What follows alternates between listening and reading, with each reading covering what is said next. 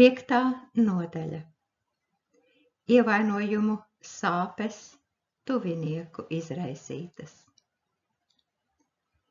Dievs cilvēku nav radījis kā vienpati, bet kā personību, kurai ir nepieciešama saskarsme ar viņiem līdzīgiem. Tādēļ prasme dzīvot cilvēku sabiedrībā ir ļoti svarīga īpašība, jo mums katram ir savs raksturs, savi uzskati, sapratne, viedokļi, gaume, ieradumi un noslieces. Ir jāatzīst, ka tur, kur satiekas divi cilvēki, konflikti praktiski ir neizbēgami. Kāds kādu nav pareizi sapratis, kāds uz kādu ir apvainojies, kāds par kaut ko ir sašutis, un sākas nesaskaņas un strīdi. Uz kādu, ko reiz esi tik ļoti mīlējis, vairs nevari pat paskatīties, bez kura nesen vēl nevarēja iedomāties savu dzīvi. Par to nevēlies pat atcerēties. Par kuru esi runājis ar dziļu cieņu un gandrīz vai ar svētbijību. To tagad visādi aprunājam, izsakot par viņu nevisai glaimojošas piezīmes. Cilvēciskā draudzība un tuvas attiecības bieži neiztur pat pirmo pārbaudījumu izturībā. Kas to zina, tas neapšaubāmi apstiprinās, kad dvēsele sāp tajā laikā, kad esi ar kādu nesaskaņās. Nereti, kas tāds notiek ģimenēs, kad paši tuvākie cilvēki, vīrs un sieva, nedēļām nesarunājas viens ar otru, tā demonstrējot savu nepiekrišanu un aizvainojumu. Kaut kas līdzīgs pilnīgas savstarpējās sapratnes trūkuma gadījumos var notikt vecāku un bērnu starpā. Sastrīdējušies par kaut ko, ko nav varējuši sadalīt, māsas un brāļi nonāk līdz ienaidam. Nedēļām un mēnešiem ilgi viens otram nervus beidz darba biedri. Reiz mierīgie kabineti un ofisi var pārvērsties par īstiem kaujas laukiem. Veselas baznīcas mēdz izjukt aizdomu, kritikas un nosodījuma dēļ.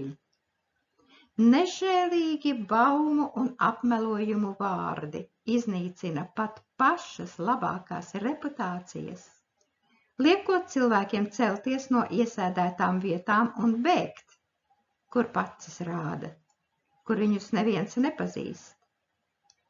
Strīdi un nesaskaņas iedarbojas ļaunāk par bīstamām slimībām, jo nogalina nevis miesu, bet dvēseli. Cilvēciskās dusmas ir tikpat grūti pārvarēt, kā triecienu uzbrukumā ieņemt nepieejamu cietoksni.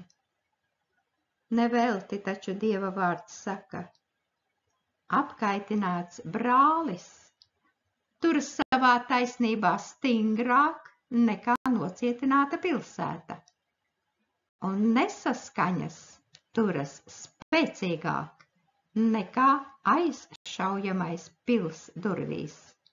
Salamana pamācības 18:19. Ja kaut kas tāds notiek, cilvēki sāk vairīties viens no otra un iekaist dusmās vismazākā iemesla dēļ. Daži pilnīgi noslēgušies, apklust uz ilgu laiku, ar tādu uzvedību vēloties dot prettriecienu, nodarīt sāpes un atriepties savam pāridarītājam. Ja šādā veidā neizdodas panākt savu, saniktotais cilvēks ķeras pie dusmīgiem skatieniem, ņirgāšanās, aizmuguriskiem psiholoģiskiem sitieniem un naidpilniem vārdiem, kas pazemo. kad arī tas nelīdz, viņš meklē sev sabiedrotos, izklāstot tiem tikai savu personīgo viedokli un pasniedzot faktus tikai tā, kā pašam tas ir izdevīgi. Tāda vienpusīga informēšana kļūst par spēcīgu, graujošu ieroci, un no dzirksteles uzliesmo vesels ugunsgrēks, kurā sadeg daudzas dvēseles, un tādēļ pat dienas gaisma vairs neliekas mīļa. Daži, lasot šīs rindas, droši vien domā, ka es pārāk sabiezinu krāsas un krītu galējībās. Taču, diemžēl, tas nav pārspīlējums. Dvēseļu aprūpes pasaule, kur visas dievbijīgās maskas tiek norautas un lietas tiek sauktas īstajos vārdos, ir tam neapgāžams pierādījums. Neviļus rodas jautājums, kādēļ tā notiek? Kas mūsos ir tāds, kas ļauj sātanam dot iznīcinošu triecienu un iecirst mokošas rētas tiem, kas būtībā ir mums tuvākie, vai atrodas mums blakus? Pēc savas dabas būdami egoisti un patmīļi, mēs cilvēki esam tendēti ļoti vētraini reaģēt uz katru sāpi, kas ir nodarīta personīgi mums. Un nepamanīt, ka tieši tāpat mēs rīkojamies pret citiem. Ja mums pret šo jautājumu ir šāda attieksme, tad tas arī nosaka mūsu atbildes reakcijas, uzbrukot, apvainojot, pieprasot, ka tiek skarts mūsu es. Bet aizbildinoties, aizsargājoties, kad nepatikšanu vaininieki esam mēs paši. Atliek vien brīnīties, cik viegli un bezrūpīgi, nedomājot par sekām, mēs esam spējīgi viens otram dvēselē cirst rētas. Gadījumu, iemeslu un situāciju tam visam ir tik daudz, ka vienkārši nav iespējams visas uzskaitīt. Tādēļ aplūkosim kaut dažas no tām un vienlaicīgi padomāsim par to, kādā veidā no tā var izvairīties. Sāksim ar visizplatītāko parādību. Dažādas nesaskaņas, strīdi un sadursmes ģimenē vistuvāko cilvēku starpā. Starp vīru un sievu, vecākiem un bērniem, brāļiem un māsām. Protams, tas neatstāja neskartus vecmāmiņas un vectētiņus, kuri liekas pilnīgi pamatoti, uzskata par savu tiešo pienākumu mācīt, vest pie prāta un pamācīt mazbērnus un bērnus par to, kas pēc viņu ieskata tiek darīts nepareizi. Šī iemesla dēļ privātmājās un dzīvokļos reizēm notiek īstas kaujas. Lūdzu, nelien manā ģimenē, savai mātei sapīkusi saka pieaugusī meita. Gan jau es pati kaut kā tikšu galā ar savu vīru un bērniem. Tu taču arī nevari palepoties, ka tēvam esi bijusi ideāla sieva un mūs izaudzinājusi par lieliskiem cilvēkiem. Cik reizes es dzirdēju, kā tu viņam runāji pretī? Kādēļ tad tu man bērnībā neparādīji, ko nozīmē būt īstenam palīgam? Bet tagad māci mani, kā ir jāizturas pret vīru, aizmirstama, ka pati tā viss nedarīja. Par saviem bērniem es atbildēšu Dieva priekšā. Tā, ka dod man iespēju viņus audzināt tā, kā es uzskatu par vajadzīgu. Jūs abi ar tēti nemaz tik daudz laika tam neveltījāt. Mēs jums uzaugām kā zāli pagalmā. Kā atbildi uz šiem vārdiem sašutusī un galēji aizvainotā māte asarainā balsī gandrīz kliedz. Kā tu uzdrīksties ar mani tā runāt? Es esmu nodzīvojusi garu mūžu, bet tu to tikai sāc dzīvot. Kaunējusies būtu, kādā tonī tu runā. Vai tiešām tā ir tava pateicība par visu to labo, ko es priekš tevis esmu izdarījusi? Tā ir vienkārši nekaunība, kaut ko tādu teikt savai mātei. Retāk, bet ir arī konflikti tēvu un dēlu starpā. Paklau, cik ilgi tu darīsi man kaunu ar savu uzvedību? Knapi valdot naidu pie savas atveses vēršas sirms tēvs. Vai tu kaut reizi esi redzējis, ka es tā rīkotos? Tavas uzvedības dēļ man kauns cilvēkiem acīs skatīties. Tu man esi novedis tik tālu, ka esmu vai gatavs nožēlot, ka laidu tevi pasaulē. Uz ko dzird atbildi? Kādēļ jūs ar mammu no manis tikai prasāt un pieprasāt? Mani vienaudži ar saviem vecākiem komunicē kā ar draugiem, bet jūs ar mani tā, it kā es būtu jūsu vergs. Šo nedrīkst un to nedara un tur ne un ar to nedraudzējies. Kā man viss jau ir apnicis? Ko jūs vēl no manis gribat? Kaut no mājām beidz prom. Kaut kas līdzīgs var notikt arī laulāto starpā. Tu vienmēr gribi pateikt pēdējo vārdu, it kā ģimenes galva būtu tu, ne es. Vīrs ir sašutis.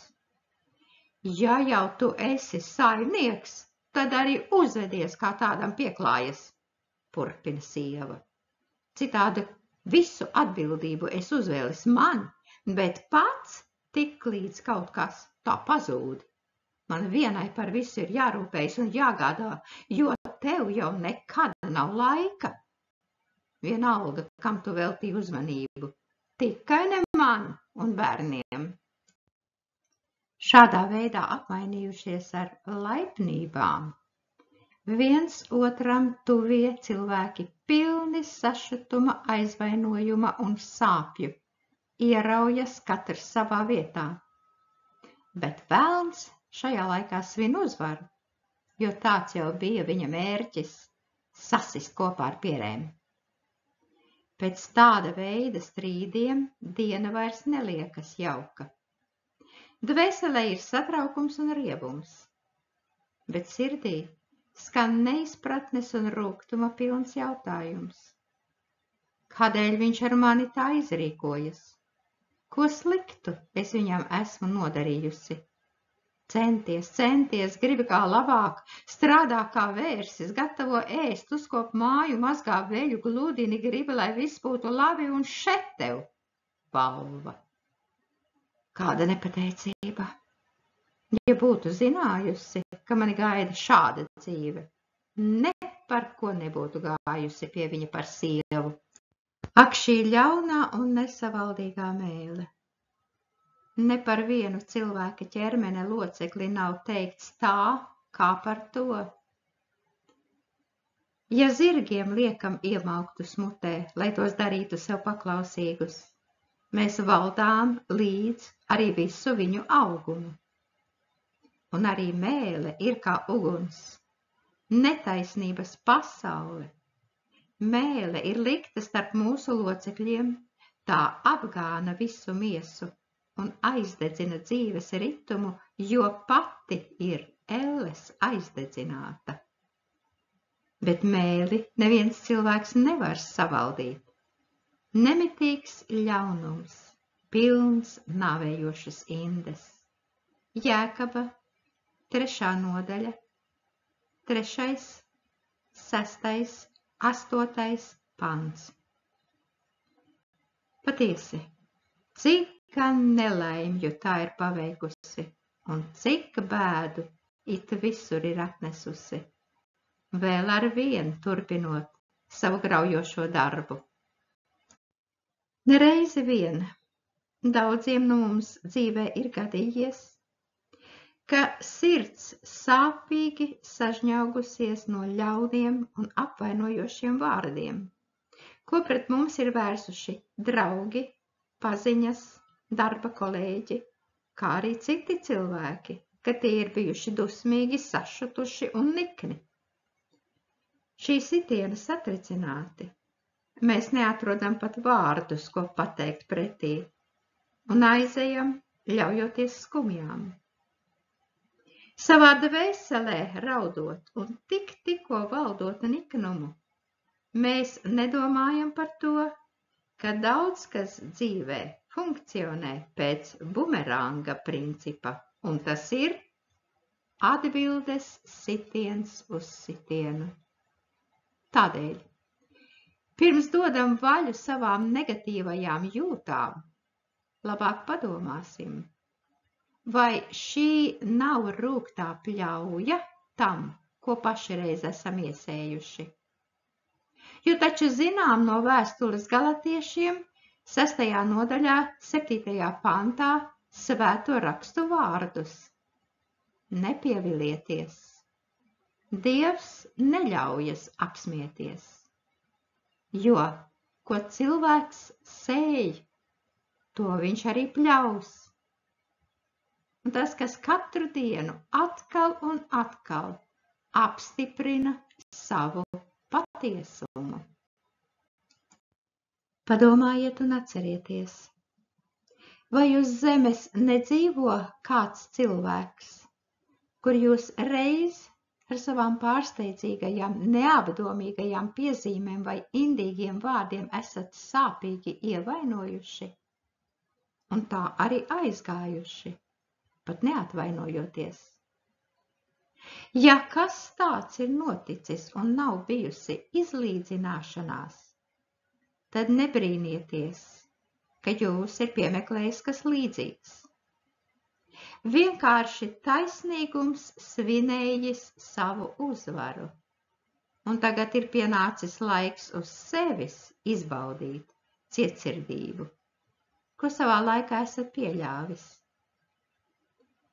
Iespējams, tas kungs tādēļ to pieļāva, lai piedzīvojot ko līdzīgu, jūs kļūtu uzmanīgāks un piesardzīgāks savā attieksmē pret citiem.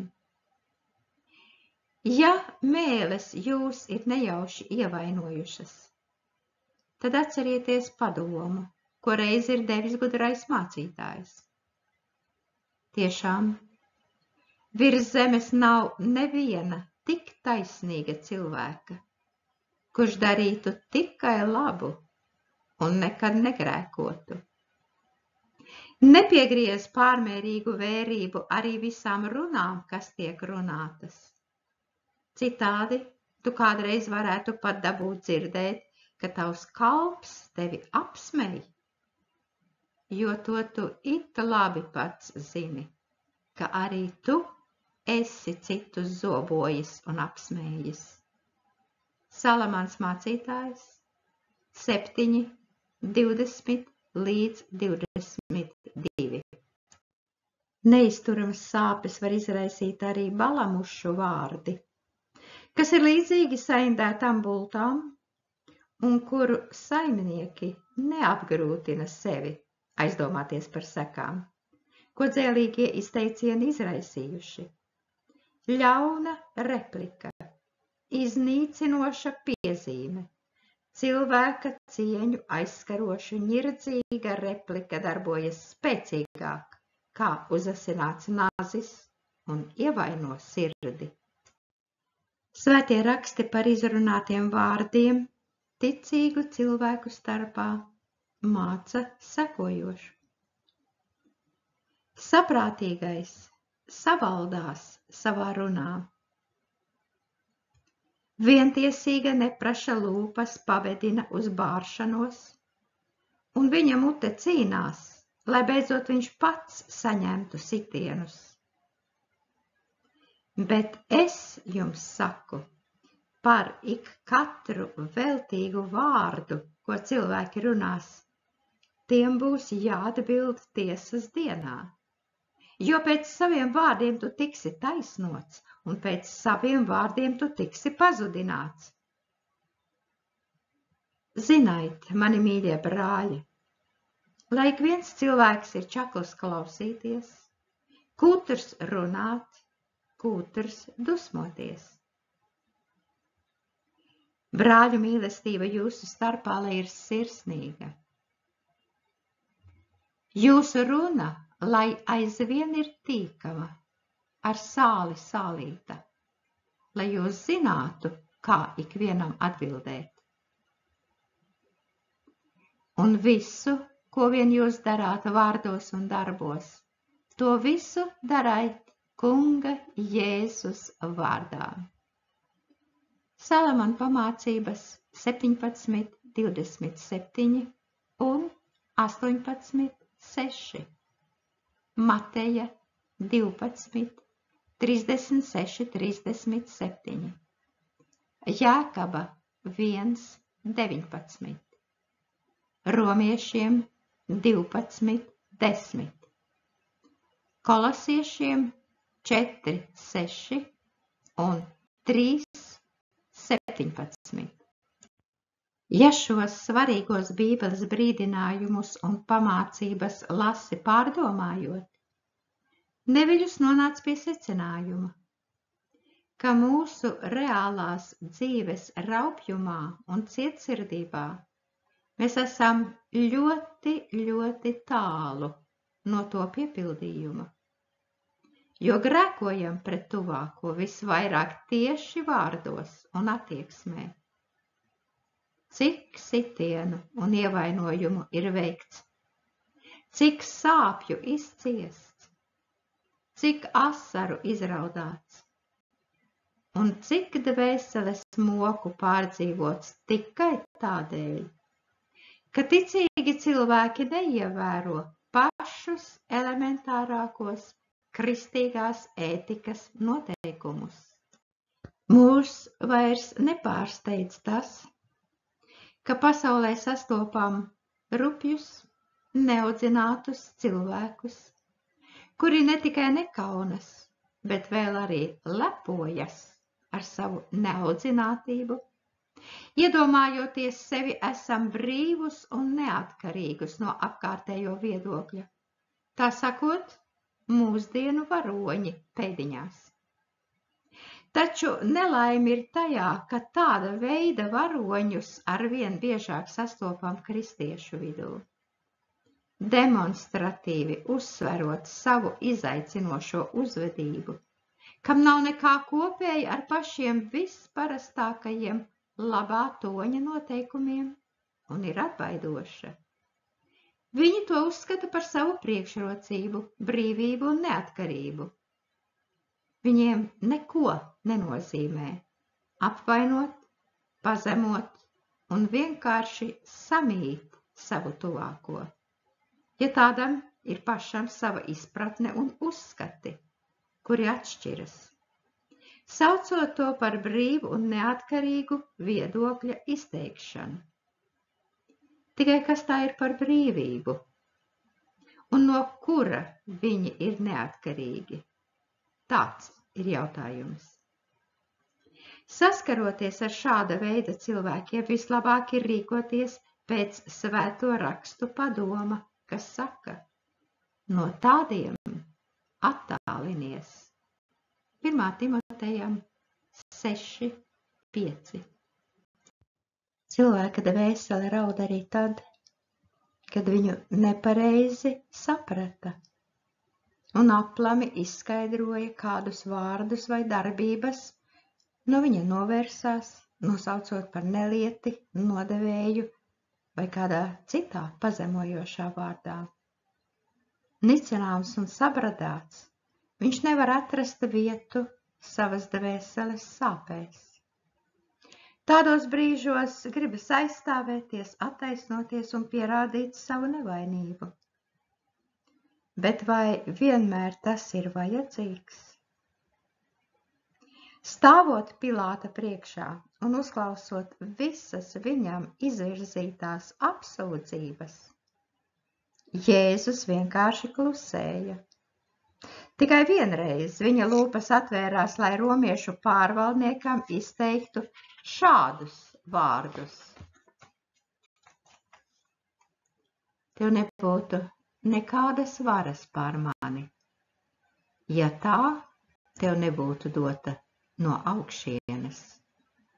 Jāņa 19, 11.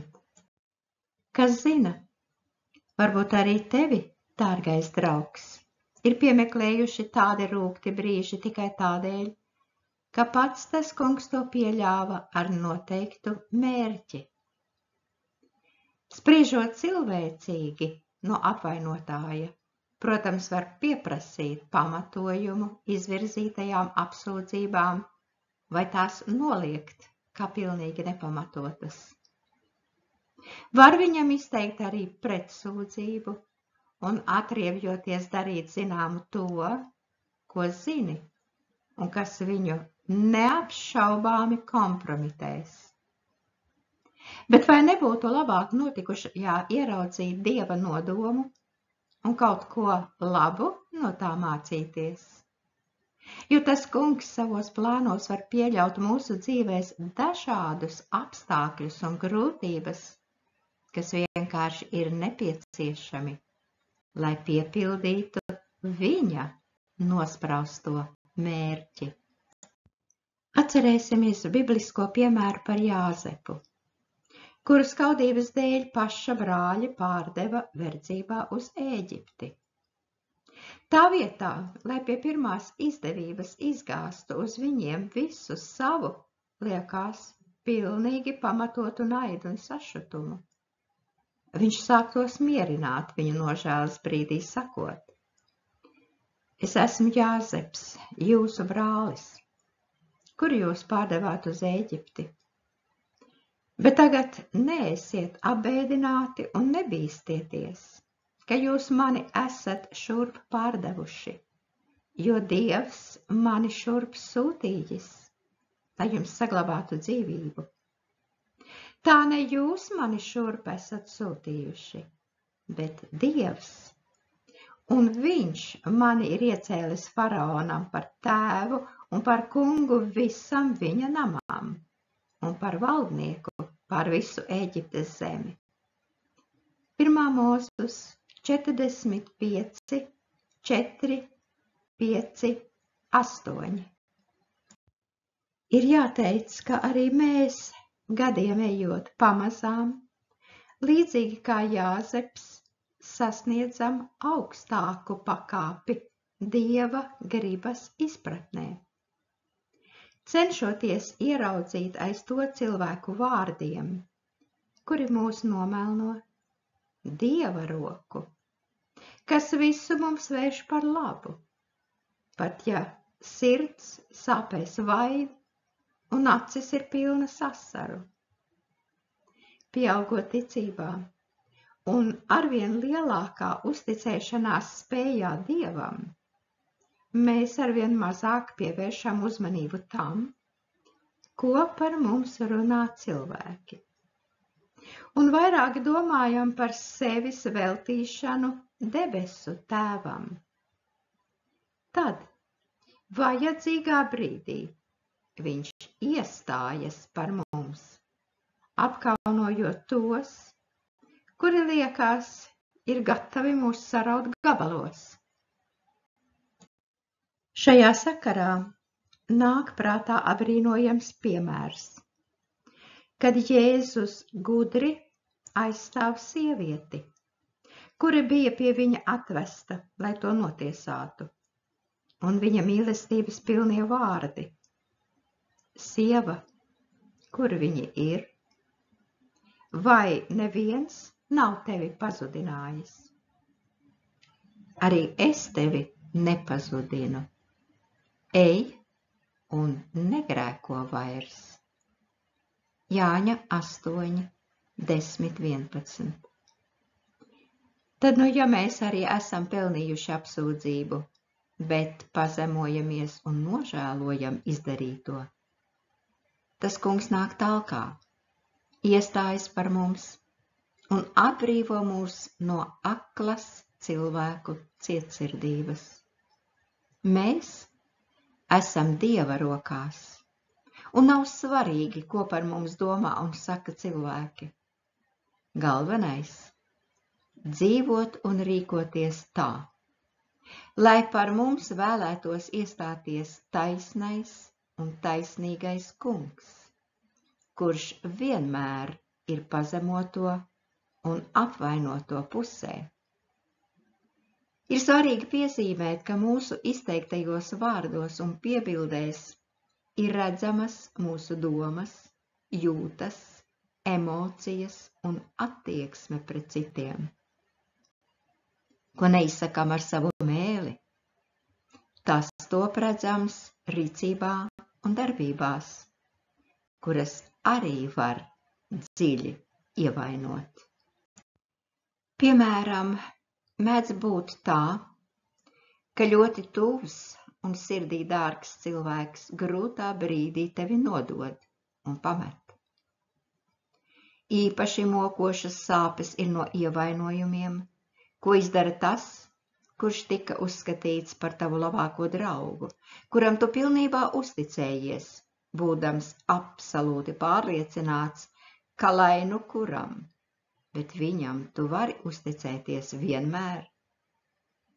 Iespējams, jūs pat kopā kalpojāt tā kunga druvā, stāvot plecu pie pleca viskritiskākajās situācijās. Bet pēc tam kaut kas notika. Vēlnam izdevās atrast vietu un iesēt aizvainojumu, skaudību, greizsirdību, aizdomas vai pat ienaidu, kas iesniedzas galējā ļaunumā. Tava pacietīgā nogaidīšana, līdz šis cietsirdības vilnis beigsies, un visi mēģinājumi noskaidrot sacelšanās iemeslus, lai varētu sakārtot attiecības, reizi pēc reizes beidzas ar izgāšanos. Visbeidzot pienāk brīdis, kad visi kontakti pārtrūkst un jūsu draudzība pilnībā izjūg. Labi vēl, ja šajā gadījumā abas puses klusējot vienkārši aiziet, katrs uz savu pusi. Bet mēdz būt arī tā, ka ienaida cēlājs nevar nomierināties, un aiz tavas muguras turpina savu ļauno darbu, izplatot par tevi apmelojumus un reizēm izstāstot pat to visslepenāko, ko tu viņam reiz esi uzticējis. Šādu pārbaudījumu ir īpaši grūti izturēt. Vilšanās un izmisuma sāpes liekas vienkārši neizturamas, bet sirds ievainojumi nevar sadzīt gadiem ilgi. Vīram pēc Dieva sirds, psalmu dziedātājam Dāvidam, arī nācās piedzīvot ko līdzīgu, kas pēc tam atspoguļojās viņa psalmos. Taču tas nav ienaidnieks, kas mani nievā. To es varētu panest. Tas nav mans nīdētājs, kas saslēdz pret mani. No viņa es paslēptos. Nē, bet tas esi tu, cilvēks man līdzīgs, mans draugs un uzticīgais biedrs, ar kuru mīļi satikāmies un kopā gājām Dieva namā. Pat mans labākais draugs, kam es cieši uzticējos, kas manu maizi ēda, paceļ pret mani kāju spērienam. Psalms 55, 13 līdz 15, Psalms 41, 10. Kaut kas līdzīgs, bet netik izteikti, notika arī ar apostuli Pāvilu un viņa līdzstrādnieku kalpošanā Marku, kad viņš nošķīrās un vairs nestaigāja kopā. Apostuļu darbi, 15. nodaļa, 36 līdz 40. Piedzīvojot šāda veida satricinājumus, pat piedodot vainīgajam, ir ļoti grūti turpināt viņam uzticēties. Sasistā kristāla vāze nevien zaudē savu vērtību un skaistumu, bet nav vairs arī tik stipra kā iepriekš. Reti, ļoti reti izjukusī draudzība pilnībā atjaunojas. Tādēļ saudzējiet to, un ja jums ir uzticami draugi, kuru patiesums ir ar gadiem pierādījies, novērtējiet tos augstu, jo mūsu tik mainīgajā laikā uzticamību un uzticību var sastapt arvien retāk un retāk. Laimīgi ir tie, kuru draudzība ir izturējusi laika pārbaudi.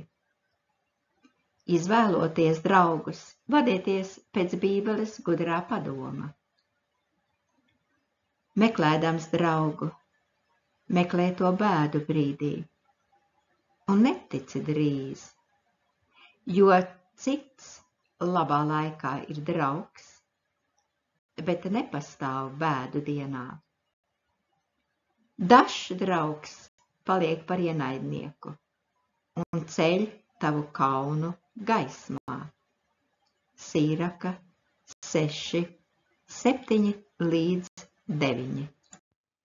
Lai cik lielas nebūtu sāpes, kas piedzīvotas nodevībā no tā puses, kuram pilnībā uzticējies, tām sekojošā ļaunu valodu izplatīšana ievaino vēl vairāk.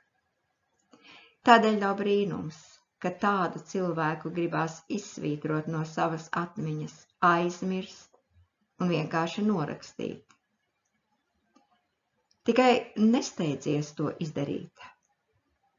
Būs saprātīgāk, ja ļausiet tam kungam teikt pēdējo vārdu, bet laikam ritot, dziedēt jūsu rētas.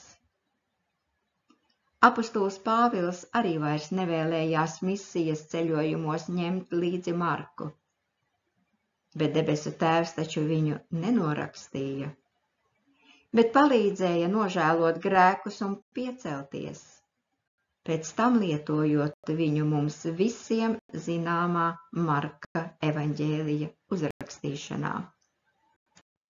Tas kungs nav pārsteidzīgs savos lēmumos, kā mēs, cilvēki.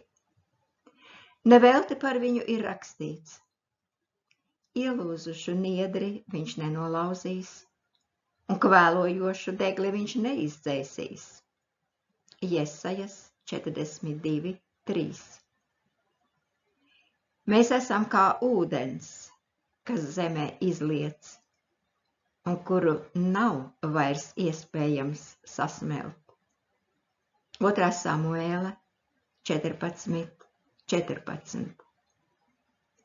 Tad no arī mums attieksmē pret cilvēkiem ir jālīdzinās mūsu skolotājam.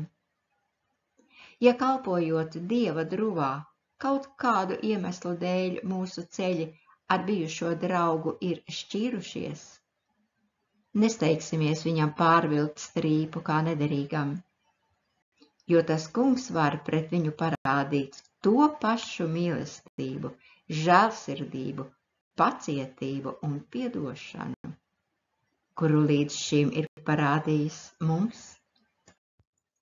Ļoti sāpīgi un pašā sirdī ievainot cilvēku bezjūtība un cietsirdība laikā, kad tik ļoti gribās atbalstu, sapratni un līdzjūtību. Sevišķi, ja tā nenāk no tiem, kuri tev ir bezgalīgi dārgi. Kad tavam lūgumam pēc palīdzības nepievērš uzmanību svešs cilvēks, tas tevi tikai apbēdina. Bet ja tieši tāpat reaģē tuvs radinieks, viņa atteikums tiek uzņemts pilnīgi savādāk. Grūtos dzīves brīžos īpaši mokoša ir dzīvesbiedra atturība, vienaldzība un nevēlēšanās just līdzi. Kāda ticīga sieviete, kurai tika diagnosticēts vēzis pēdējā stadijā. Gatavojoties nāvei, ar asarām acīs teica: Tagad es ciešu ne tik daudz sāpju dēļ, kas ir saistītas ar strauju audzēju attīstību, cik aiz bezsirdības un cietsirdības no mana vīra puses. Arī iepriekš mums bija sarežģītas attiecības, bet tagad, kad es gatavojos viņu atstāt un doties mūžībā, kā var palikt tāds pats bezsirdis kā iepriekš? Tas man nav saprotams, bet viņš arī ir kristietis. Ak, cik raupšs un neiedomājami akls var būt cilvēks, ja viņa sirds ir nocietināta. Ir jāsaka, ja tu ar kādu pēc būtības esi viena miesa, tad trieciens, kas ir dots pašā sirdī, nevar tikt salīdzināts ne ar vienu citu un tiek uztverts ļoti, ļoti smagi. Par nožēlu nav reta parādība, ka vīrs, kurš savu sievu burtiski nēsāja uz rokām, apgalvojot, ka viņam ir vienīgā un neaizstājamā. Ar gadiem, kad viņas skaistums izbāla un veselība pasliktinās, sāk aizrauties ar gados jaunas sievietes jaukumu un svaigumu un aiziet pie viņas, lai turpinātu baudīt dzīvi. Cik daudz asaru ir slacinājušas spilvenus aiz aizvērtām vientuļām guļamistabas durvīm no pamestu sieviešu acīm. Cik bēdu un sāpju ir pārdzīvojušas tās, kas kādreiz bija tik mīļotas. Retāk, bet tikpat sāpīgi pamešanu pārdzīvo vīrieši, kad viņu sievas aizrāvušās ar citu vīrieti, ir spējīgas tādā mērā pazaudēt galvu, ka pametot to, kuram reiz zvērēja mūžīgu mīlestību, pametot bērnus, aizmirstot mātes pienākumus, ir gatavas kaut kur skriet ar to, par kuru vēl nav zināms, kā viņš sevi parādīs. Skumīgi, bet ir jāatzīst, ka mūsu izlaidīgajā laikā, kad katra trešā vai pat otrā laulība sabrūk, dzīves biedru neusticība ir kļuvusi par kliedzošu pasaules problēmu. Cik bēdu tas ir nesis viegli ievainojamām bērnu sirdīm, kuras ir spiestas izvēlēties starp mammu un tēti, kuri abi viņiem ir ļoti dārgi.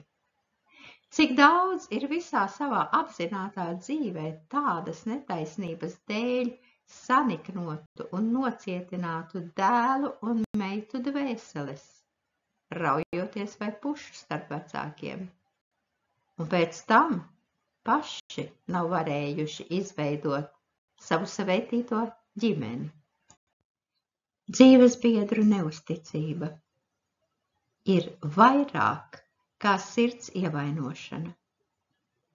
Būtībā tā ir paša tuvākā cilvēka dvēseles nogalināšana. Vien nedaudzi pēc tik smaga trieciena pārdzīvošanas ir spējuši pilnībā atkopties. Kas zina, varbūt dzīvē mēdz būt kādi īpaši reti gadījumi, kad pašķiršanās uz kādu laiku vai pat laulības šķiršana liekas kā vienīgais veids kādas mokošas problēmas atrisināšanai. Visbeidzot, sapinušos mezglu pārcētot. Taču tādi gadījumi ir daudz retāki, nekā mums liekas. Dzīves prakse rāda, ka 9 gadījumos no 10 laulību varēja saglabāt, ja laulātajiem būtu bijis vairāk atbildības sajūtas un piemistu bijība Dieva priekšā, sevišķi, ja viņi ir kristieši. Mēdz būt tā, ka mēs kādam savam tuviniekam, draugam vai paziņam atdodam daudz mīlestības, spēka un laika, bet par atbildi uz to nesaņemam ne pateicību, ne atzinību. Tādos brīžos cilvēka dabiskā reakcija ir apvainošanās un sašutums. Kad kaut kas tāds ar mums notiek, ir ļoti vērtīgi pārskatīt savas darbības motīvus. Kas ir tas virzītājs spēks šādās labajās lietās, kas tiek darītas priekš citiem? Vēlēšanās būt atzītiem, dzirdēt sev adresētu uzslavu vai radīt par sevi likumīga cilvēka reputāciju? Pacentieties paši pret sevi būt godīgi. Vai mēs vienmēr esam pienācīgi izturējušies pret citiem viņu izrādīto pūļu dēļ? Vai neesam kādreiz aizmirsuši kādam izteikt pateicību?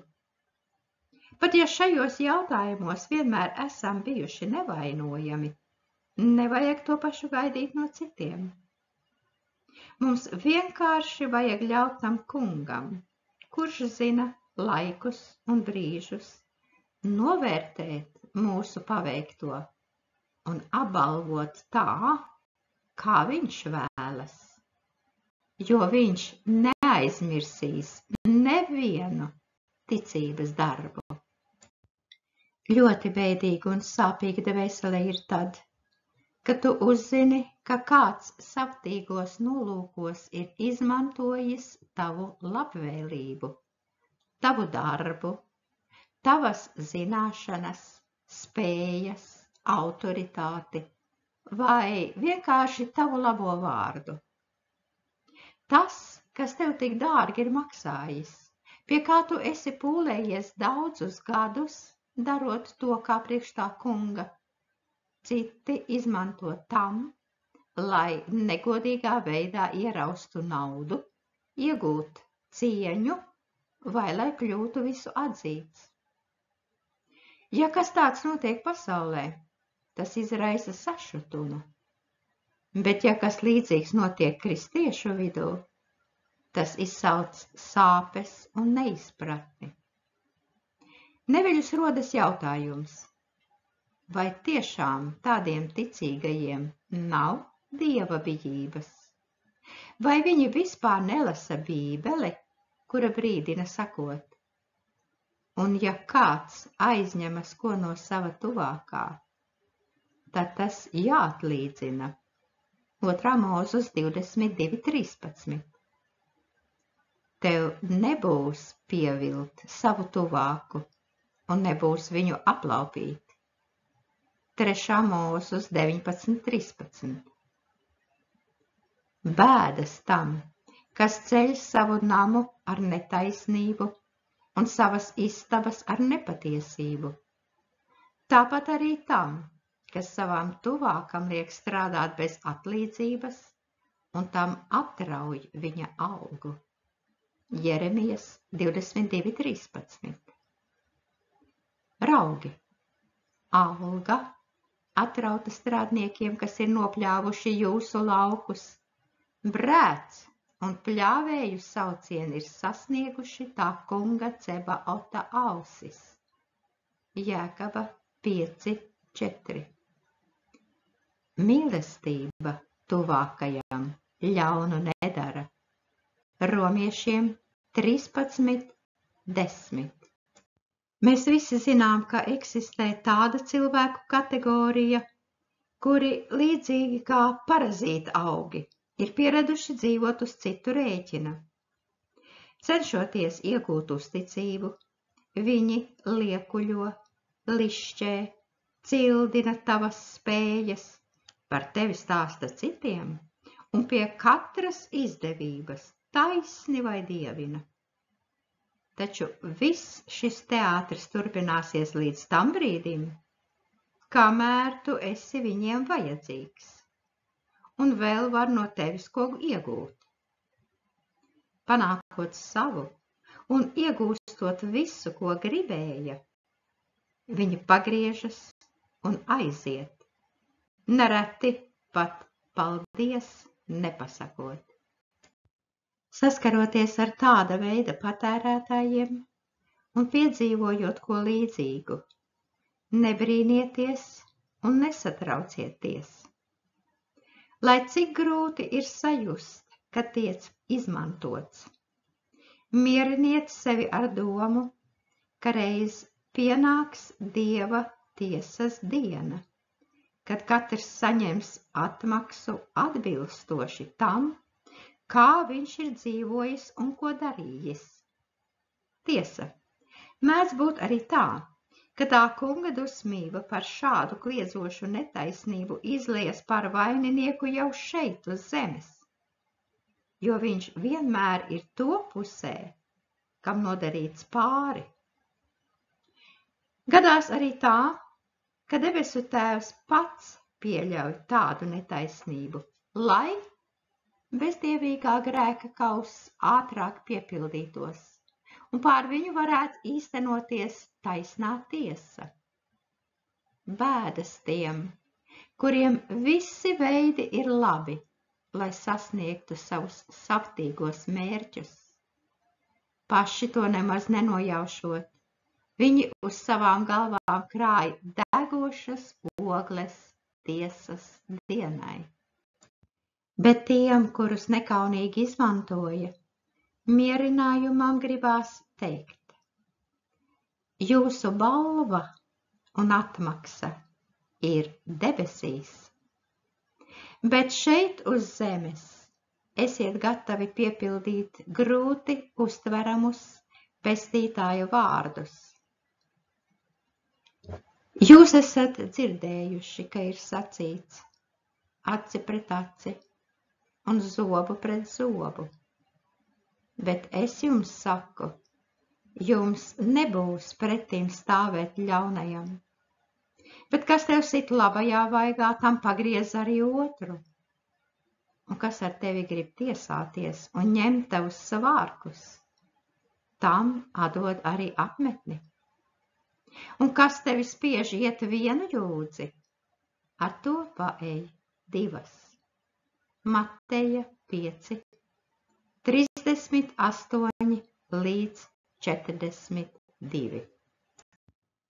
Ticīga cilvēka sirds vai lūst no sāpēm, ja viņš saskaras ar nesapratni un atsvešināšanos no ticības brāļu un māsu puses. Īpaši smagi tas ir tad, ja par tādām kļūst attiecības ar tiem, ar kuriem ir bijusi sirsnīga tuvība, uzskatu radniecība un kopēja sadraudzība, kuri garīgi bagātināja, nesot svētību un ar ko nesalīdzināmu apmierinājumu. To zaudējot, kristietis vai kristiete ilgi nevar samierināties, mēģinot visādā veidā atjaunot savstarpējo sapratni, bet atkal un atkal saskaras ar necaurējamu nežēlības un noraidījumu sienu.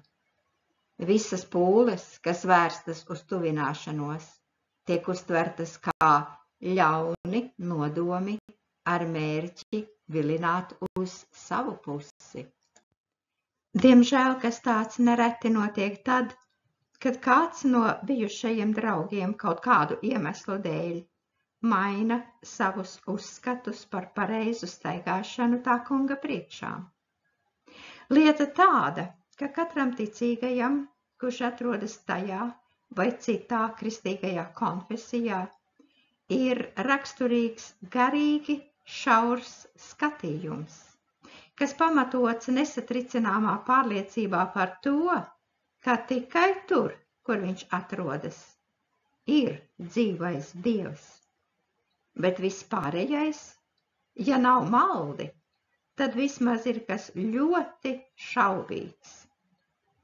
Tādēļ, ja kāds no šādas pieejas piekritējiem, pārdomājot savus uzskatus, pamet iestaigāto taciņu un sāk meklēt ko citu, iepriekšējā lokā to uzņem galēji negatīvi un novērtē kā atkāpšanos no patiesības par nodevību pret draugiem, Dievu un baznīcu. Šādiem fanātiķiem neskādēļ pat prātā neienāk paņemt rokā Bībeli, lai pārliecinātos par to, ka viss vecais un pierastais nevienmēr ir neapgāžama patiesība, pat ja bija pamatota, it kā pareizā Dieva gribas izpratnē. Lai par to pārliecinātos, pietiks, ja atcerēsimies patiesos praviešus, kas tika sūtīti, lai pamācītu Izraēla tautu, kas bija attālinājusies no tā kunga un iestigusi mirušās tradīcijās. Ar kādu nicinājumu viņi tika noraidīti un cik nežēlīgi nogalināti, kaut bija Dieva sūtņi.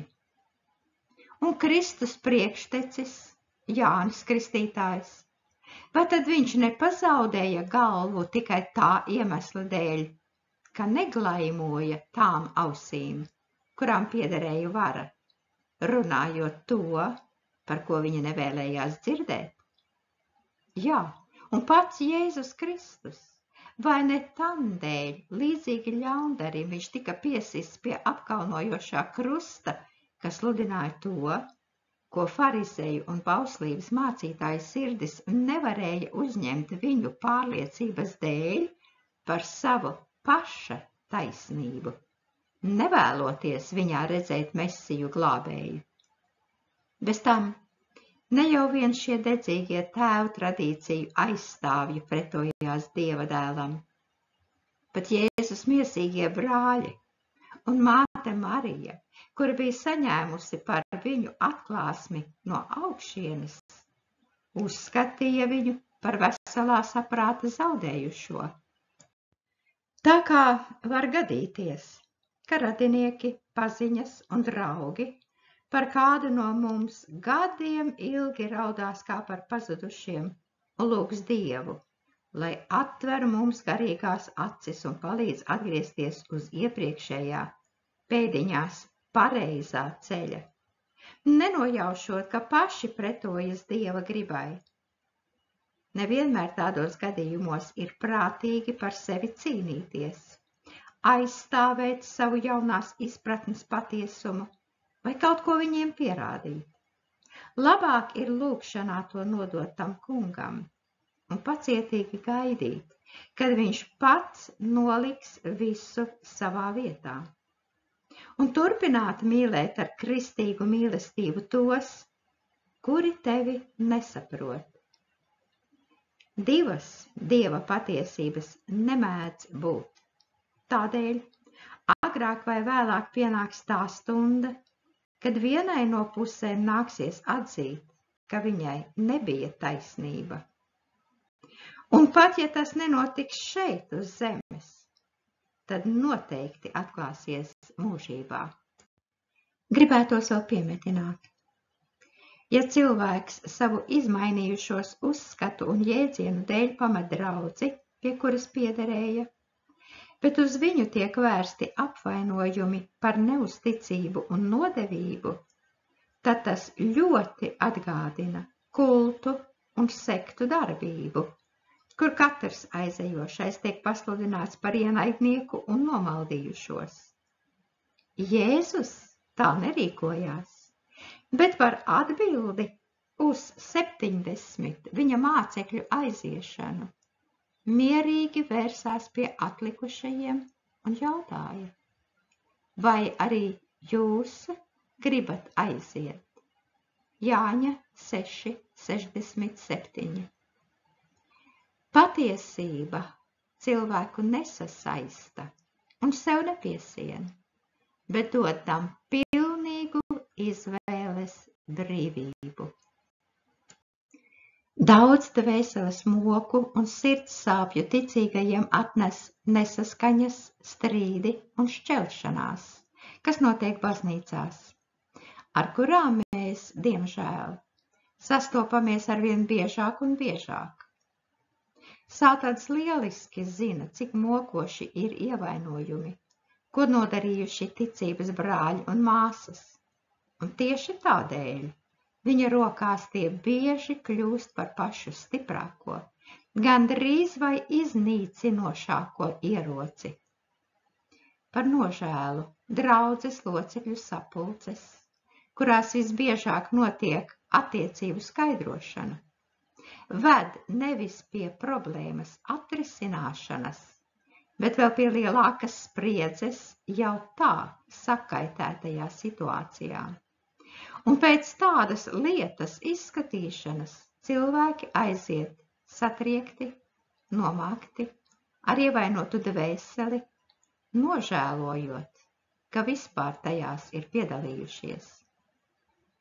Kaut kas līdzīgs var notikt arī brāļu padomēs, kur tiek risināti sasāpējuši jautājumi, tā sakot, augstākā līmenī.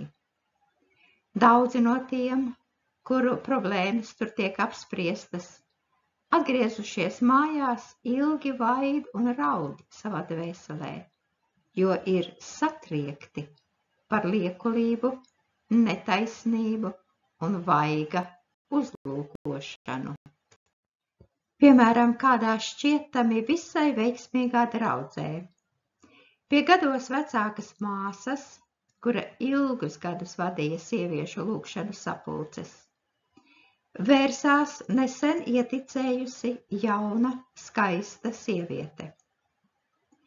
Asaras rīdama viņa izstāstīja, ka pēdējo 2 mēnešu laikā baznīcas diakons, kurš ir arī brāļu padomes loceklis, ne tikai izrāda viņai acīm redzamus uzmanības apliecinājumus, bet dod nepārprotamus mājienus, vilinot uz laulības pārkāpšanu. Kaut viņam ir sieva un 2 bērni.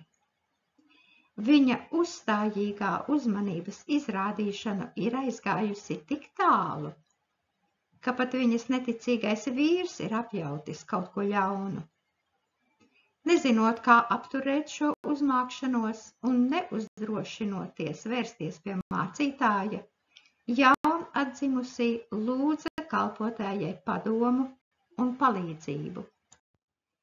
Noskaidrojot vēl kādas šīs lietas detaļas, pavecā kundze izlēma personīgi aiziet pie diakona un parunāt ar viņu aci pret aci. Taču, neskatoties uz viņas cienījamo vecumu, jaunais kalpotājs ne tikai nepieņēma viņas atmaskojumu un brīdinājumus, bet vēl arī izsmēja. Tad viņa ar šo problēmu vērsās pie draudzes mācītāja, kurš bija vainīgā radinieks. Par spīti viņas cerībām, tas vaininieku ņēma savā aizsardzībā. Neredzot citu izēju no izveidojušās situācijas, pavecā māsa ieradās uz kārtējo brāļu padomi un tur atnākušajiem izstāstīja par notikušo. Cik liels gan bija viņas pārsteigums, kad visi kalpotāji, it kā vienojušies, apvainoja viņu apmelošanā un tieksmē ienest šķelšanos brāļu starpā. Tāda tikšanās rezultāta satriekta viņa palūdza māsu, kura šo visu bija viņai izsūdzējusi, pašai izklāstīt, ko piedzīvojusi. Taču tas noveda pie vēl lielākas spriedzes. Jauno māsu apvainoja tīšā apmelošanā un ļaunās aizdomās, izsekot aizrādījumu un solot izslēgt, ja viņa nebeigs celt neslavu viņu diakonam. Tik ļoti satriekta netaisnā lēmuma dēļ, jaunā sieviete pašā brāļu padomē rūgti apraudājās, paziņojot, ka uz visiem laikiem aiziet no šīs draudzes. Var tikai iedomāties, ko šī nabaga nenostiprinājusies dvēsele pārdzīvoja, piedzīvojot šādu apiešanos. Stāstīja, ka viņa ilgi ārstējās no depresijas, pārtraucot apmeklēt jau kādus dievkalpojumus. Pēc viņas aiziešanas viss brāļu naids izgāzās par māsu Lūdzēju, kuru tagad uzskatīja par notikušā galveno vaininieci. Mācītājs uzreiz viņai aizliedza vadīt sieviešu kalpošanu un palūdza atturēties no vakarēdienu pieņemšanas. Pēc šī notikuma viņa svētrunās un citu draudzes sludinātāju uzstāšanās reizēs galvenais uzsvars tika likts uz aprunāšanu un baumošanu, kas it kā izpaužas pie kādiem draudzes locekļiem, skaidri norādot uz viņu.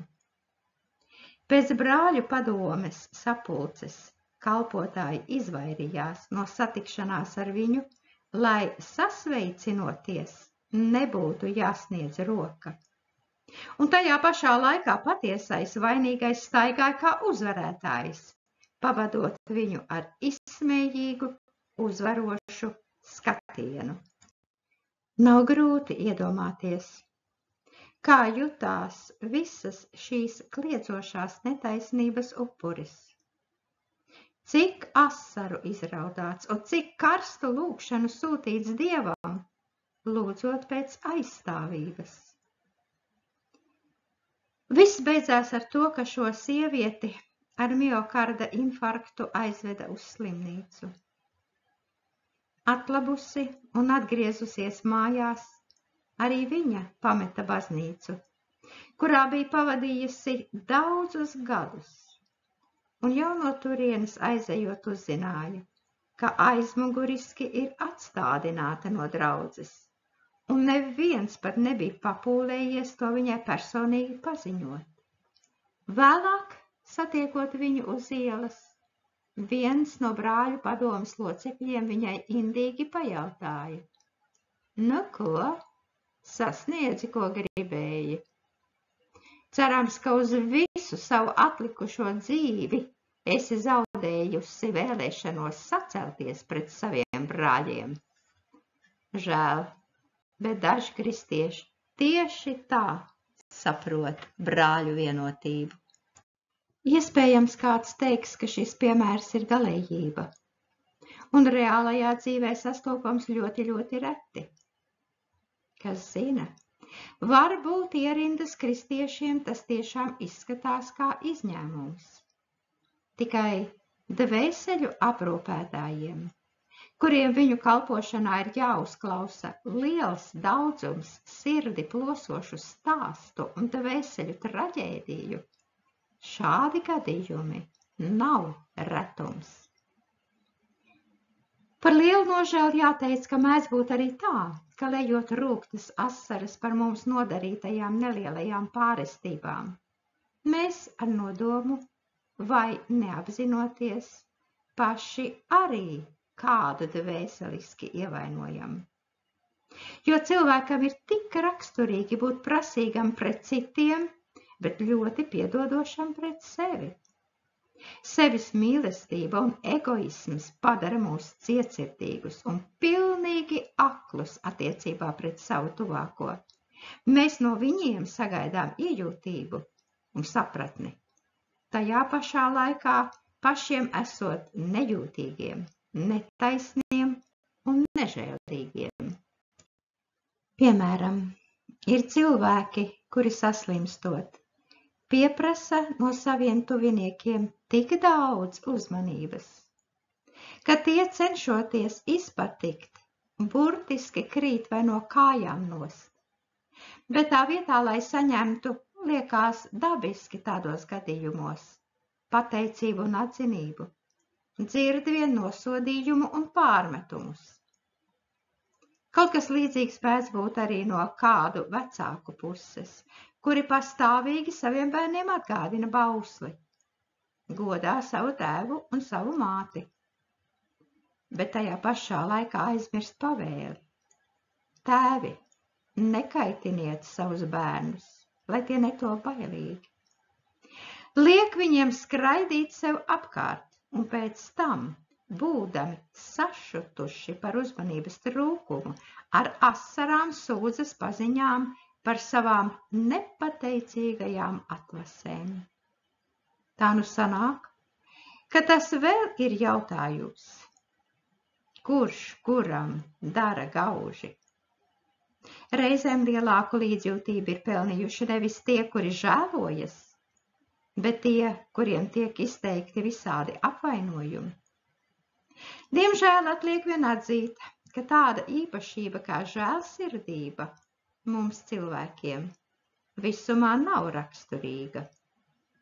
Drīzāk mēs savus tuviniekus padarām par upuriem, nekā apžēlojam, aizmirstot Jēzus vārdus.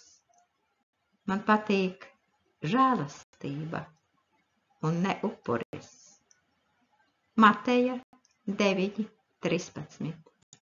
Tieši šāda attieksme pret mūsu tuvākajiem dod Sātanam lielisku iespēju, uzliekot mums sava veida melnās brilles, piespiežot redzēt tajos, kuri atrodas līdzās, nelabvēļus, kuri jebkurā brīdī ir gatavi dot iznīcinošu sitienu. Iespēju un ceļu, lai to īstenotu, viņam ir vairāk nekā pietiekami. Galvenais, lai mums uz to būtu nosliece un pretestībai nepieciešamais dvēseles stāvoklis. Gadās, ka no kāda cilvēka aizrādījuma, rīcības vai uzvedības mūsos saceļas mūsu lepnais es, ar visu tam piemītošo skaudību, ļaunumu, dusmām, sašutumu, aizvainojumiem un daudz ko citu, kas atrodas sirdī un ko mēs ļoti vēlētos no citiem noslēpt. Mums ir smagi to atzīt. Tādēļ, dusmojoties uz vaininieku, kurš mūs atmaskojas, mēs zaudējam savaldību. Bet kur gan te ir viņa vaina? Dievs tikai viņu lietoja kā lakmusa papīru, lai atvērtu mūsu acis uz mūsu patieso dvēseles stāvokli, vai kā slīpripu, ar kuru vēlas noslīpēt un likvidēt tavas un manas dvēseles asos stūrus. Nekļūsim cietsirdīgi pret cilvēku, bet labāk pateiksimies tam kungam par šo skalpeli, ar kura palīdzību mums pašiem par labu viņš uzšķērda jau ilgi pūžņojošo augoni. Vēl viens visai izplatīts iemesls, kādēļ mēs cilvēkos sākam redzēt ienaidniekus, ir tas, ka viņi izturas ne tā, kā mums to gribētos, izraisot pamatīgu iekšēju sašutumu. Jo vairāk viņi to atkārto, jo vairāk mūsu sirdī pieaug nosodījums, kriticisms, nepatika un nicinājums, līdz pat pilnīgām antipātijām. Ar laiku mēs sākam vairīties no tikšanās ar tādiem cilvēkiem, atrodot dažādus iemeslus un attaisnojumus, un iespēju robežās nevisai cildinoši par viņiem atsaucamies. Nereti atsvešināšanās iemesls ir pārsteidzīgs spriedums par cilvēku un aizspriedumainas, tīri subjektīvas domas par viņu, kas balstītas no kāda dzirdētos nelabvēlīgos stāstos un negatīvās atsauksmēs. Necenšoties noskaidrot to ticamību, un bez iedziļināšanās pieņemot par patiesību ļaunus apmelojumus, vari izrādīties vaininieks nepareizā spriedumā un būt par cēloni dvēseles brūcei un sāpēm tam, kurš to nekādā veidā nav pelnījis. Zināmu lomu tādā pieejā var nospēlēt mazdūšība priekšnieku un vadītāju priekšā. Tā piemēram, kādam jauneklim vajadzēja stacijā sagaidīt uz viņa pilsētu uzaicināto dieva kalpu, par kuru daudzi ticīgie tajā skaitā arī viņa baznīcas kalpotāji, stāstīja daudz slikta. Dzirdētā ietekmēts, jaunais cilvēks vēl pirms tikšanās ar viņu savā sirdī sajuta izteiktu naidīgumu un ar lielu nepatiku pildīja uzdoto pienākumu. Atbraukušais kalpotājs uzreiz sajuta vēsumu un norobežošanos pret sevi, bet kaut kas darīja viņam sāpes to neizrādīja, radušo situāciju nododot tā kunga rokās, kurš to atrisināja brīnišķīgā veidā. Neparedzētu apstākļu dēļ viņiem abiem nācās vairākas dienas kopā ceļot, lai dažādās pilsētās varētu noturēt dievkalpojumus. Ar sava sūtņa muti Dievs tik skaidri un neapšaubāmā svētā gara spēkā runāja uz atnākušajiem, ka jaunā brāļa sirds, kurš viņu pavadīja, tika satriekta. Pēc vienas šādas sapulces viņš piegāja pie kalpotāja un atklāti atzīstot savu kļūdu, palūdza piedošanu. Un pēc tam viņi kļuva par labiem draugiem. Daudz problēmu, aizvainojumu un pārpratumu mums mēdz būt arī tādēļ, ka vai nu mēs nemākam cienīt otru cilvēku, vai mums neienāk prātā nolikt sevi otra vietā, tajā vai citā grūtā situācijā. Nereti spēja saprast mūsu tuvāko rīcības motivāciju ne tikai atvieglo kontaktēšanos ar viņiem, bet palīdz paredzēt viņu rīcību dažādās dzīves situācijās. Tādā veidā izvairoties no nevajadzīgiem konfliktiem un dažādām nepatikšanām. Ir jāteic, ka cieņas pilna attieksme pret citu uzskatiem un viedokļiem nemaz nenozīmē piekrišanu tiem vai samierināšanos ar to negatīvajām izpausmēm, bet tikai paver labas iespējas pozitīvi ietekmēt to domas un jūtas, ar kuriem mēs tādā vai citādā veidā komunicējam. Salamana pamācību grāmata satur daudz gudru padomu un pamācību attiecībā uz cilvēku savstarpējām attiecībām, kurās ieklausoties mēs varam izvairīties no daudzām problēmām un kļūdām. Piemēram, nelolo nekādu ļaunu nodomu pret savu tuvāku, kas uzticībā pret tevi pie tevis dzīvo. Neķildojies un nerājies ne ar vienu bez jebkāda pamata, ja viņš nav tev neko pāri darījis. Salamana pamācības 3, 29, 30. Nesteidzies tūliņ ar kādu citu uzsākt asu vārdu pārmaiņu, jo ko tu darīsi tad, ja tevi tavs tuvākais būs apkaunojis? Kārto savu lietu ar savu tuvāko un neatklāj kāda cita noslēpumus, lai par tevi nerunātu ļaunu tas, kas to dzirdētu. Salamana pamācības 25, 8 līdz 10. Neatbildi nejēgam pēc viņa nezināšanas, lai tu nekļūtu līdzīgs viņam. Salamana pamācības 26, 4. Kas iziet citu priekšā un iejaucas svešās nesaskaņās, ir kā tāds, kas suni plēš aiz ausīm. Salamana pamācības 26, 17. Lepno starpā arvien ir nesaskaņas, bet gudrība mīt tajos, kuri ļaujas sev dot kādu padomu. Salamana pamācības 13, 10. Cilvēka lepnība viņu gāzīs, bet pazemīgais iemantos godu. Salamana pamācības 29, 23.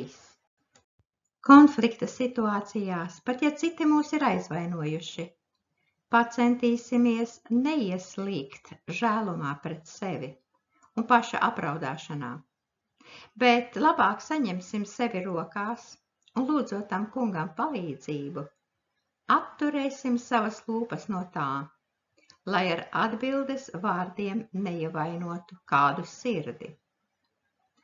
Dievbijīgi nokrītot ceļos, neraudāsim arī tā kunga priekšā, lūdzot viņu vest pie prāta pāridarītāju, nedomājot par to, ka šajā brīdī mūsos brēc mūsu es, kuru Dievs neieredz. Neticat? Tad padomājiet, vai ne tādēļ mēs gaidām, lai otrs palūgt mums piedošanu, jo paši nevēlamies pirmie to izdarīt. Atceroties mums veltītos rūgtos vārdus, mēs pat nevēlamies domāt par to, kur pašiem nebija taisnība. Mūs uztrauc tikai personīgās sāpes, bet kā jūtas mūsu tuvākais, mūs neinteresē. Cik bieži izšķirot mazus kaušļus mēs pieprasām, lai viņi tūdaļ salapst, un brīnāmies par viņu stūrgalvību, vērojot, kā tie, sabozušies, dusmīgi uzlūko viens otru un nesteidzas to darīt. Bet mēs, pieaugušie, vai esam savās sadursmēs gudrāki un labāki par viņiem? Stundām, dienām, nedēļām, bet reizēm pat mēnešiem un gadiem esam spējīgi nesāt savus aizvainojumus, nevēloties ne soli spērt pretī izlīgumam, būdami pārliecināti, ka tas ir jāizdara otram. Bet mums nenāktu par ļaunu lieku reizi pazemoties. Pirmajam iet un palūgt piedošanu. Nav mīkstšķaulības un rakstura vājuma pazīme, bet gribas un gara spēka izpausme. Pamēģiniet aizmirst jums sagādātās sāpes un aizvainojumu, un atcerieties to, ko un kā teicāt jūs paši. Vai to izdarījāt pareizā intonācijā? Vai jūs bijāt dusmīgs, uzbudināts un aizskaitināts? Vai jūs būtu gribējis, lai ar jums runā tādā pašā veidā? Bet kā ir ar jūsu sirdsapziņu? Vai tā ir mierīga? Vai sirds dziļumos jūs nosoda? Atcerieties, ko par to saka Dieva vārds. Ja mūsu sirds mūs pazudina, Dievs ir lielāks nekā mūsu sirds un zina visas lietas. 1. Jāņa 3:20. Pasakiet, tā sakot, liekot roku uz sirds, vai jūs tiešām esat pārliecināti, ka pilnīgi visā jums ir taisnība, un ka jūs pilnīgi nepamatot ir apvainojuši? Vai varbūt tajā, kas tika pateikts, tomēr ir daļa patiesības? Pacentieties kaut vienatnē ar sevi būt godīgi un neliekuļot. Piekrītiet, ka dzirdētajā tiešām izskanēja patiesība, lai cik rūgti tā priekš jums būtu. Jo Dievs sen jau to zina. Bet ja tā, tad tieši tagad ir īstais laiks pazemoties. Pirmajam piedot un palūgt piedošanu tuvākajam, darot to patiesi un no visas sirds. Dārgie draugi, mēs dzīvojam pasaulē, kas ir pilna ar dvēseles augstumu, cietsirdību un vienaldzību.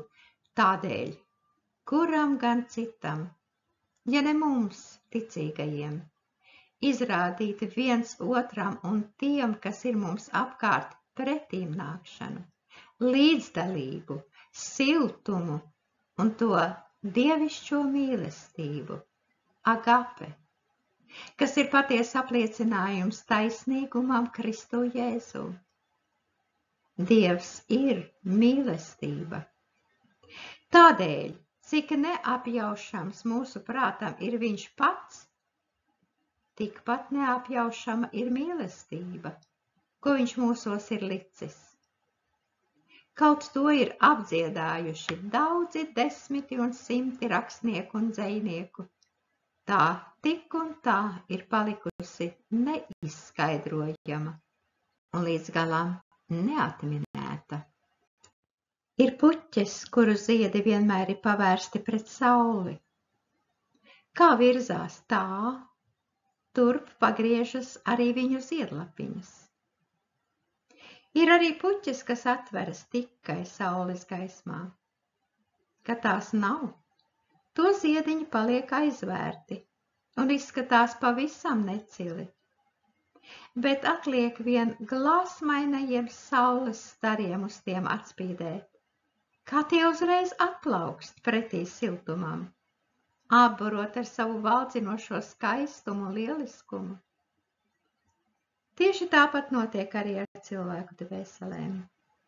Tās uzreiz atraisās pretī mīlestībai ar kaut kādu neizskaidrojamu no augšienes dotu sajūtu un atpazīst to.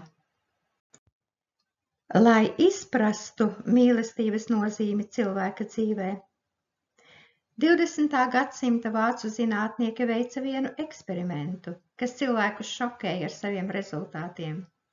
No jauna noliekot jautājumu priekšā. Kas tas ir? Kādā sieviešu klinikā nelielu grupu jaundzimušo bērnu, kuru mātes dažādu iemeslu dēļ bija no viņiem atteikušies, novietoja atsevišķā palātā. Pilnībā nepieļaujot visas mātes un cilvēciskās mīlestības izpausmes. Apkalpojošais personāls visu darīja pēc priekšrakstiem par bērnu barošanu un apkopšanu, bet viņiem bija aizliegtas jebkādas siltu jūtu izpausmes pret mazuļiem. Mēnešiem mazuļi neredzēja cilvēku sejās ne laipnu izteiksmi, ne smaidu. Neviens viņus nečubināja, neizrādīja redzamu interesi, uzmanības vai maiguma izpausmes. Šādas attieksmes rezultāts pārspēja visu, ko varēja sagaidīt. Visi bērni no šīs grupas, būdami fiziski pilnīgi veseli, bet nesaņemot mīlestību, viens pēc otra nomira, nesasniedzot pat gada vecumu. Baismīgs rezultāts, vai ne? Nav brīnums, ka tas satriec arī pašus eksperimenta autorus, zinātniekus. Iespējams, ja viņi iepriekš būtu zinājuši šī eksperimenta iznākumu, nekad nebūtu to pieļāvuši. Diemžēl dzīvē mēdz būt tā, ka par tādiem pašiem izmēģinājumu trusīšiem, pašiem nemaz to neapzinoties, mēs bieži vien padarām savus tuvākos, liedzot viņiem maigumu, uzmanību un dvēseles siltumu. Laiku pa laikam dvēseļu aprūpē vēršas cilvēki, kuru dvēseles ir izkropļotas tieši mīlestības trūkuma dēļ. Viņu tēvi vai mātes, kuri uzauguši bērnu namos bez vecāku glāstiem, nebija spējīgi saviem bērniem dot to, ko savā laikā nav saņēmuši paši. Stāstot par savām ciešanām, šie nabaga nelaimīgie saka, ka jūtās apdalīti un apzagti. Līdzīgs, garīgs diskomforts mēdz būt arī tiem, kuri dažādu apstākļu dēļ, savstarpējo attiecību vēsums ģimenē, nespēja stāties laulībā, ilgstoša piespiedu izolācija un tā tālāk. Tā arī nav spējuši pilnā mērā izrādīt savu mīlestību pret citiem un piedzīvot savstarpējas atbildes jūtas. Sirsnīga mīlestība un pieķeršanās, ko mēs izjūtam pret draugiem un tuviniekiem, ir cilvēkam raksturīga un pilnīgi dabiska. Dievišķā mīlestība, kas dod spēku meklēt citu labumu, neatkarīgi no tā, kā viņi pret mums attiecas, mīl vai neieredz. Tāda ir pārdabiska un var tikt saņemta tikai no Dieva. Tās avots un mēraukle ir mūsu glābējs Kristus Jēzus, kurš no svēto rakstu lapusēm arī vēl šodien runā.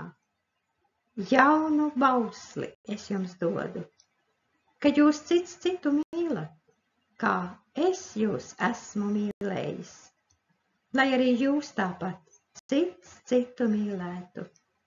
Jāņa 13:34. Ar vārdiem, kā es jūs esmu mīlējis, viņš rāda mums atkārtošanas cienīgu piemēru.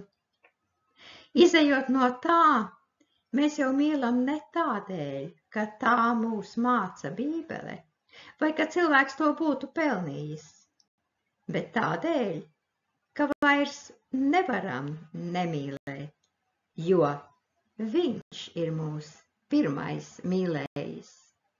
1. Jāņa 4:19. Vecās derības likums, kas dots izrēliešiem caur Mūzu, ar savu otro bausli mūs aicina uz ierobežotu mīlestību, kas ir ietverta vārdos: mīli savu tuvāko kā sevi pašu. 3. Mūzes 19:18. Bet Jēzus šeit iet daudz tālāk un saviem mācekļiem māca kaut ko vērtīgāku. Mīliet savus ienaidniekus. Mateja 5:44.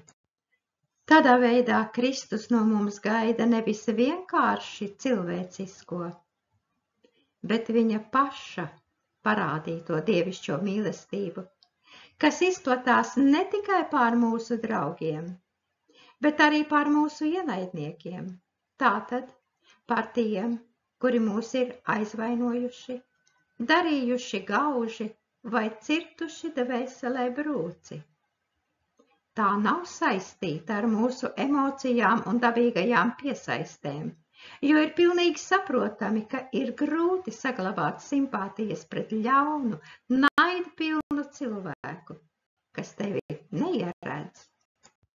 Agapes mīlestība, kas ir Dieva dāvāta, izpaužas nevis miermīlībā, bet spējā, neskatoties ne uz ko, izturēties pēc taisnības un neatmaksāt ļaunu ar ļaunu. Tāda ir viņas daba. Tikai Kristus un viņa mūžīgais evaņģēlijs dara to iespējamu, ieliekot mūsu dvēselē patiesu cilvēku mīlestību, jo rosina uzlūkot cilvēkus nevis viņu labo vai slikto īpašību gaismā, bet Kristus asiņu, kas par viņiem ir izlietas gaismā. Mīlestība, pacietība, labestība un žēlsirdība, ko apostolis Pāvils ir aprakstījis 1. vēstules korintiešiem 13. nodaļā, ir tie svētā gara augļi, kuri mums, kristiešiem, ir absolūti nepieciešami, ja tas attiecas uz mūsu tuvākiem un cilvēkiem, kuri ir ap mums.